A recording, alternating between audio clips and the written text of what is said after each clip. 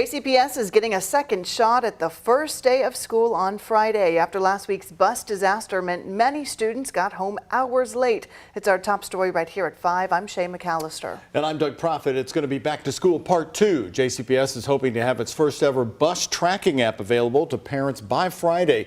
Grace McKenna is here explaining why this isn't new for other school districts. And Grace, what have you learned about this one?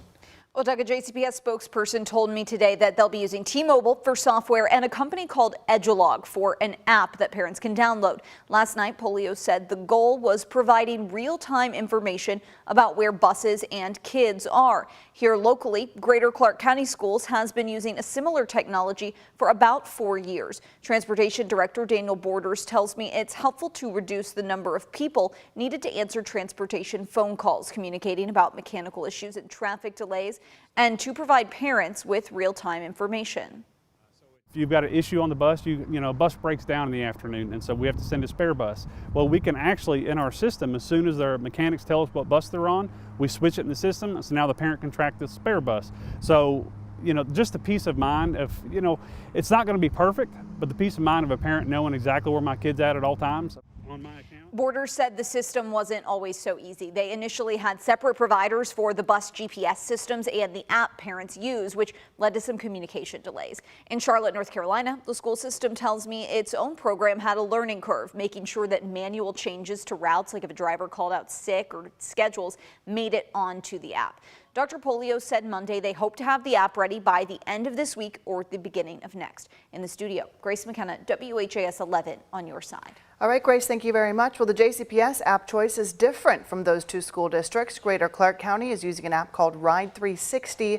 The Charlotte-Mecklenburg School District is using the program called Here Comes the Bus.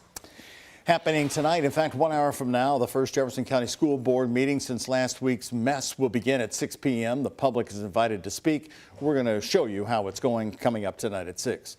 And another big development from last night's news conference was the staggered return back to school. As you know, by now, JCPS students will not be in the classroom tomorrow, Wednesday, or Thursday. But then at the end of the week, elementary and middle school students will return to class on Friday, and then the high school students will return next week on Monday, August 21st. The high school students will go back on Monday along with elementary and middle. Again, everyone back on Monday. Well, staying on the topic of schools right here at 5, Republican nominee for Governor Daniel Cameron unveiled his education plan today, calling it the Cameron Catch-Up Plan. In his words, the goal is to recover from what he calls generational learning loss caused by COVID shutdowns. But of course, the topic on so many parents' minds right now is JCPS. Isaiah Kim Martinez is here with us, joining us now. And Isaiah, Cameron was asked repeatedly about this today, but did you find him giving any specific answers?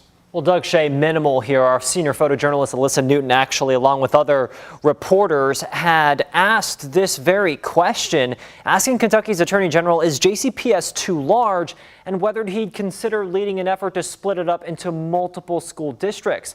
Daniel Cameron largely dodging these questions today. It would be a disservice for me at this juncture to make some direct statement on whether JCPS is too big, because I want to get with folks in the room. Again, our school board members, our teachers, our parents, and have a discussion about what it looks like to go forward and have consensus. That's what a governor has to be about. In his education proposal, Cameron outlined goals to develop a 16-week tutoring program for kids who are behind grade level in reading and math. He also wants to raise base pay for teachers and bolster classroom discipline. Meanwhile, the incumbent, Governor Andy Beshear, is set to outline his proposed education budget, including for public schools, tomorrow morning. Here's what he had to say about JCPS's issues last week during a Team Kentucky update. Now, as governor, I don't run the Kentucky Department of Education. The legislature made that independent. I certainly don't run any specific school district. Those are superintendents hired by the local school boards. But as a parent, I'd be upset.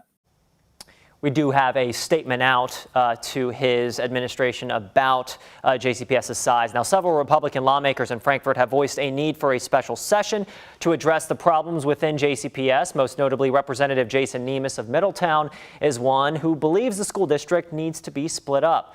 The governor ultimately makes the call to bring legislators back to Frankfort for a special session. And as of right now, in a statement we just got a few moments ago, The taxpayer money is a big part in this, and they have no intention to do so at this time. Doug Shea. All right, Isaiah, thank you very much. JCPS has extended meal sites until school is back in the building. Lunches will be available from 11 until 12:30 through Thursday. Students will get a meal that they can eat right there on site. They will also get a snack to take home for later. There are more than 30 sites across the metro, including at the Academy at Shawnee, Grace James Academy, Jeffersontown Elementary, and Young Elementary. We have a full list of all of those meal sites at WHAS11.com. Well, the Kentucky State Fair is stepping up with a special one-day discount for JCPS families this week. It's going to happen on Thursday. That's opening day. Each parent or guardian must pay for their own admission, and in turn, they can get up to 2 JCPS students in the fair for free. The deal is only going to last from the time the gates open until 2 p.m. Thursday afternoon. In addition to the admission deal, the operator of Thrillville is offering a buy one, get one free deal for all-day ride wristbands. You will still, keep in mind, have to pay for parking. Sounds very nice. And if the weather was like this, heading out to the fair would be a pretty great choice. I think people will have to pinch themselves going, this isn't state fair weather. In fact, it's like fall weather. The sky even looks like that. Let's check in with Ben, who's been moving the camera around. What are you looking for? I was there, searching Ben? for some sunshine. Whoa, you're looking for sunshine. Hey, but even though it's cloudy out there, it feels fantastic. I know you've been walking around outside and getting in on some of that low humidity air that we have across the area. What we call rare air for this time of the year in mid-August to 77. That's more like late September, early August, with a breeze coming in from the west-northwest around 10 to 20 miles per hour. Temperatures across the area, look at that. We've got 70 in Paoli, 73 in Scottsburg, and only 70 in Madison. Right at room temperature in Hodgenville and 75 in Elizabethtown. So our temperatures have been about 10 to 15 degrees below normal for this time of the year. There you see that flow coming in from the north. Very, very small chance of a sprinkle. You can see a little bit of that here up around Highway 50 up in Indiana. But most areas are going to stay dry for the rest of tonight. And actually, this begins a long, long dry weather pattern. Low temperatures tonight with a mostly clear sky, upper 50s, lower 60s. So a little bit cool as we get started tomorrow morning, tomorrow afternoon.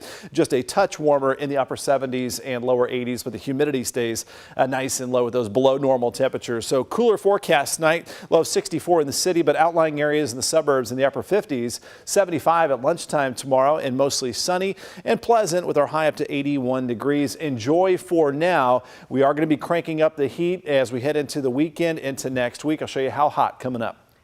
All right, Ben, thank you very much. Frankfort police have made 3 arrests after discovering the suspects used a stun gun on a 6-year-old. According to police documents, Mary Cirillo, her boyfriend Ryan Rogers, and Cirillo's mother, Tina Robinson, used the stun gun to scare the child. Documents say it happened multiple times, but point out an incident on July 7th accusing Cirillo of putting the stun gun on the child's arm, causing pain and torture. She later told police the 6-year-old was misbehaving and wanted strawberry milk. Cirillo claims she was on meth and marijuana at the time. All 3 have been charged with criminal abuse of a child under 12. Cirillo and Rogers have a $20,000 bond.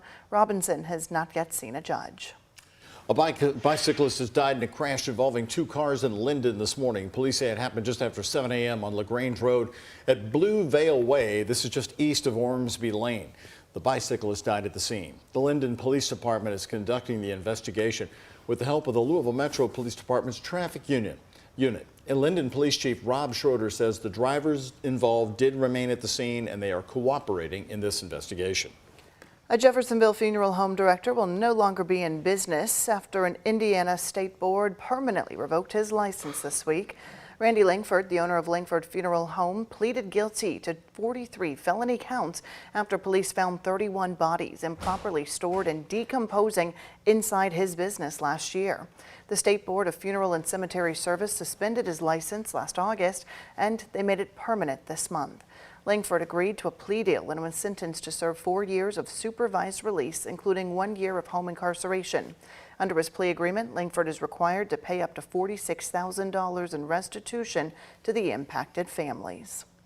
A police officer in Shively has been demoted after threatening a handcuffed juvenile with a taser. Police say the incident happened last November.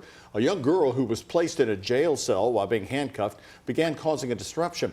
That's when Sergeant Tim Sawyer tried to quiet her down. He grabbed the taser from a fellow officer and turned it on as a warning.